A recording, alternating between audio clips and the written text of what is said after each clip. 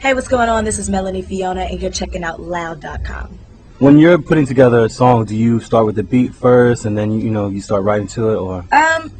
For me, it depends. Sometimes I have a concept for what I want to do, and I might write lyrics and then get a track that I feel really fits the story of what I'm trying to say. And then other times, I get a track. Most times, I'll get a track, and I'll feel something from the music, and then that kind of directs me as to what I really want to talk about and what I think fits. Because I think it's very important to have, a strong song over a strong, track. It's important. I think it's the best marriage for like a successful song.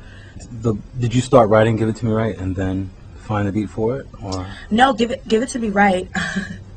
Give It to Me Right came about because we were just doing a bunch of things, and when we did Give It to Me Right, we had already decided that we were going to do a song over the time of the season. And we're like, this track is so amazing.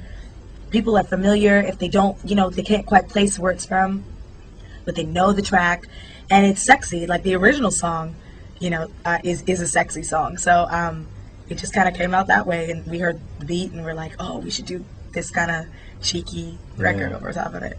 If someone doesn't know about that track and what the original song's about, what's that about? What's it called? What's it about? It's actually from a man's perspective, and it's what's your name? Who's your daddy? Is he rich like me?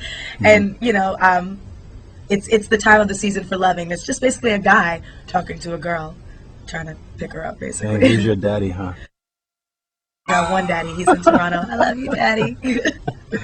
We have something on loud.com called Loud Favorites. Okay. Where either it's a verse from you or one of your favorite verses from someone else, and just doing a couple lines or whatever and saying why it's important to you or why why it resounds with you. I have a record called Ayo. I think that would be the best example for me because it really came from a personal place when I wrote it, and it's a record. I wrote it in a time when I was really feeling frustrated and faced with adversity and in life and in the industry and just the struggles that I think we all go through. And I wrote that record, I think not just for myself, but for people because I felt like they could relate to it.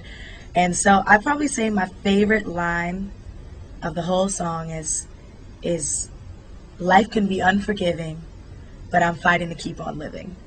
And I think like that line really rings true to people and to me, I think personally, because it can throw you for a loop sometimes. You don't know what to expect, and it can be really cruel sometimes. The unexpected, you got recessions, people losing your jobs, families, in turmoil and war and things like that. And I just feel like, the belief in getting past that and staying strong comes within yourself. So I think that would be my verse. Please come to the MySpace page, myspace.com. There's clips of music on there. It's Melanie Fiona.